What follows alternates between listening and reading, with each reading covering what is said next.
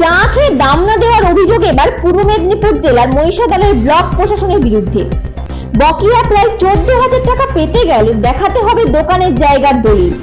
অভিযোগ চা দোকানদারের। অভিযোগ অস্বীকার করে পাল্টা ভিডিওর দাবি অতিরিক্ত দাম ধরে বিল করায় এই বিপত্তি। পদক্ষেপের আশ্বাস পঞ্চায়েত সমিতির সভাপতির। কটাক্ষ বিরোধী শিবিরের। সরকারি অফিসে বিভিন্ন টেন্ডারের বিল পাস হতে নানান ঝক্কি সামলাতে হয় ঠিকাদারদের। গরমিলের অভিযোগও ওঠে নানান সময়, কিন্তু চা দোকানে চা খেয়ে সেই বিল মাসের পর মাস ফেলে রাখার নজির বোধ হয় খুব একটা নেই, তাও আবার সরকারি অফিসে। হ্যাঁ, ঠিকই শুনছেন, পূর্ব মেদিনীপুর জেলার মহিষাদলের ব্লক প্রশাসনের ছোট্ট একটা চা দোকানে বিল বাকি রয়েছে 13,600 টাকা। বিভিন্ন সময় ব্লক ও পঞ্চায়েত সমিতির মিটিং এ চায়ের পাশাপাশি খাওয়া হয়েছে বিস্কুট, কফি, মশলা মুড়ি।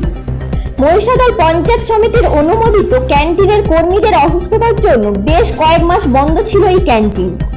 সেই সময় পঞ্চায়েত সমিতির কিছুটা দূরে হিচলি টাইডাল ক্যানেলের পাড়ে গড়ে ওঠা নন্দমাইতির এই চা দোকানে চা, বিস্কুট, কফি, মশলা মুড়ি প্রভৃতি সরবরাহ করা হতো। সেই বিলের টাকা দীর্ঘদিন ধরে পাচ্ছেন না বলে একাধিকবার ব্লক প্রশাসনের দ্বারস্থ হয়েও সেই টাকা মেলেনি। আর এতগুলো টাকা না পেয়ে সমস্যায় পড়েছেন এই পৌর চাওয়ালা। এমনকি বকেয়া চাইতে গেলে ভিডিও তাকে ধমক দিয়ে দোকান ঘরের জায়গার কাগজ দেখতে চাইছেন বলে দাবি পৌর ওই চাওয়ালার। আমার এই পঞ্চায়েত সমিতির বিডিও অফিসের পূর্ব সাইডে আমার ছোট চায়ের দোকান। আমি ওই খাবার দাবার সরবরাহ করি, যারা নগদ খায় বা বাকি টাকি থাকে দু একজনের সেরকম দিই, অফিসের কোনো দেই না। তারপরে ক্যান্টিন আছে এদের পশ্চিম সাইডে, বিডিও অফিসের পশ্চিম সাইডে যে ক্যান্টিন আছে সে অসুস্থ হয়ে যায়। অসুস্থ হয়ে যাওয়ার পর আমাকে বিডিও যে বড়োবাবু আছে লক্ষণ বর্মন, সেই আমাকে অর্ডারটা দিল যে তুমি যে কদিন না চা দোকান খুলে তুমি খাবার দাবারগুলো দাও, মিটিং হবে বিডিও সাহেবের রুমে, সভাপতি রুমে, সেইগুলো দাও। হ্যাঁ, সেগুলো দিয়েছি। তারপরে কয়েকদিন পরে 10-12 দিন পরে সে দোকান খুলছে। আমি সব বিলগুলো সাবমিট করেছি। সাবমিট করতে নি, তারপরে ভিডিওর কাছে সেই বিলগুলো নিয়ে গেছে লক্ষণবাবু। ভিডিও বলে, তোমার কি 5 স্টার হোটেল নাকি?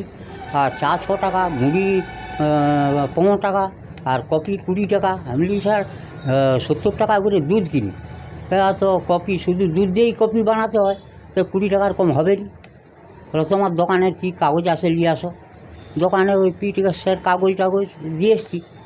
তারপরে আবার মেয়ে 8-10 দিন পরে গেল, বলতে নি, তাকে বলে কি তোমার জায়গার দলিল নিয়ে আসো। জায়গার দলিল কোথা পাবো, আমার তো এরিগেশনের জায়গা, তাকে ট্যাক্স দিই, সেই কাগজ শুধু আছে। বলো না, দলিল না হলে টাকা দেবো না। তাই এরকম বেশ কিছুদিন হয়ে গেছে। তারপরে আবার সভাপতিকে বাড়িতে গেলাম আমি আমার মেয়ে গেছে, যেতে সভাপতির স্বামী বললো সে শুয়ে আছে, তুমি বঞ্চ পার্টি অফিসে চলে যাও সিনেমা মোড়ে। পার্টি অফিসে গেলে থাকবে, আমাদের সভাপতিও থাকবে, আমাদের এমএলএও থাকবে, তাহলে তাদের সুবিধা হবে একসঙ্গে। হ্যাঁ, তারপরে সেখানে গেলাম। সেখানে গেছে বললো ঠিক আছে, আমরা তো এখন বিডিও অফিসে বসিনি, তারপরে আমরা বিডিও অফিসে গিয়ে বসি চেয়ারে, তারপরে বিলগুলো দেখাবে। তারপরে বেশ কিছুদিন পরে এখানে আসতেন, আবার বিলগুলো দিয়েছি। বিলগুলো দেখে বলল যে আমাদের এখানে আছে গৌরাঙ্গ মাল আছে, তার রিসিভে দিয়ে দিও, আর আমাদের যেদিন মিটিং হবে আলোচনা করে বলবো। তা গৌরাঙ্গর কাছে দিতে গেলাম, রিসিভ করে দিয়েছিল। তারপরে আমার জামাইকে পাঠিয়েছে, বলে এটা ভুল হয়েছে দাও, বলে নিয়ে যা। সেটা রিসিভ টাকা ছিঁড়ে ফেলে দিয়ে তার আর একটা কপি ছিল, তার এক কপি জেরক্স করে লাগিয়ে দিয়েছে। হ্যাঁ, তারপরে ব্যাস আর লেয়নি। আর ওখানে দিতে গেলে এমনি নেবে, রিসিভ তো দেবে না।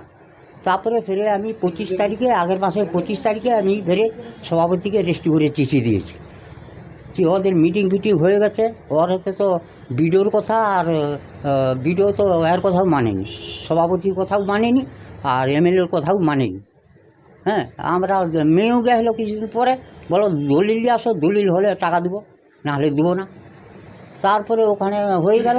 আবার 3 তারিখে আমি ফিরে নবান্নে ফোন করেছিলাম, সেখানে পুরো ঘটনাটা বলেছি। বলার পর সে আধ ঘন্টা ধরে কথা হয়েছে, তা বললো ঠিক আছে দেখছি, হ্যাঁ আমরা জেনে নেব। তারপরেও তো আর কিছু করছে নি। তারপরে আমি ফিরে আমার ইয়াকে পণ্ডাবাবুকে আমি বললাম, তাকে এক কপি দিলাম, সে ফিরে ওই করেছে আর কি। বলছি কত টাকা বিল হয়েছে? ওই 13,600 টাকা বিল। বলছি বিলটা না মেটানোর জন্য কি হ্যাঁ হ্যাঁ, কী করবো এখন, দোকান চালাতে পারছি না, আমার শ্বাসকষ্ট এসেছে, মেয়ের সুগার এসেছে, এখন পয়সাও পাচ্ছি না যে ডাক্তার দেখাবো বড় ডাক্তার। বিলটা না দেওয়ার জন্য কি ভিডিও এরকম হুমকি দিচ্ছে? হ্যাঁ হ্যাঁ কি হ্যাঁ, বলছে? সে বলছে যে তোমার দলিল নিয়ে আসো, দলিল না হলে টাকা দেবো না। বারবার ওই রকম হুমকি দেখাচ্ছে, আমি দলিলটা পাবো কোথায়? এতে তবে বিষয়টি এমন নয় বলে মহিষাদল বিডিও বরুণাসী সরকারের দাবি। আমি আসার আগে এই ঘটনা ঘটেছে। উনি যে অভিযোগ করছেন তা ভিত্তিহীন। উনি যে পরিমাণ টাকা বকেয়া বলছেন আদতে তা নয়। আর যেহেতু সরকারিভাবে সরকারি জায়গায় যারা রয়েছেন তাদের যেহেতু তথ্য সংগ্রহের কাজ শুরু হয়েছে, তাই ওনাকে দোকানের জায়গার কি কাগজ আছে তা আনতে বলেছিলাম। এক্স্যাক্টলি ওর বিল যেটা আজকে খবরে দেখলাম, তো অত বিল কিন্তু ওর নেই।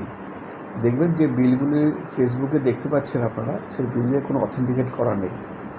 এখানে বিল যখনই জমা পড়ে তখন কেউ না কেউ তো অথেন্টিকেট করে দেবে যে হ্যাঁ এতগুলো সাপ্লাই দেওয়া হয়েছে ইত্যাদি।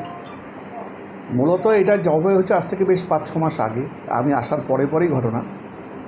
যে ওর বিল ও আগে থেকে এখানে চা দিত, দেখতে পাচ্ছি একটু সব জিনিসের দাম বেশি, তো ওকে এখানে 2 জন চা দেয়। আর একজনকেও জিজ্ঞাসা করেছি, ওকেও সেম জিজ্ঞেস করেছি যে তুমি যে চায়ের দাম বা কফি দিচ্ছ সে দাম এই যে এত বেশি করছো, এই দামটা তোমার সেই কার সাথে ঠিক হয়েছে? তোমাকে কি এখান থেকে কোনো ওয়ার্ক অর্ডার দেওয়া হয়েছে যে এই দামে তুমি চা নেওয়া হবে, সাপ্লাই অর্ডার দেওয়া আছে? তা বলে না। আমি তখন জিজ্ঞাসা করি যে এই দামটা কে ঠিক করলো? ও উল্টে মিসবিহেভ করে ও আর কি বলছে এই দাম আমি ঠিক করেছি। তখন আমি বললাম যে আমাদের তো হিউজ পরিমাণে চা লাগে, এত দাম দিয়ে কিন্তু আমি নিতে পারবো না, দাম তোমার কমাতে হবে।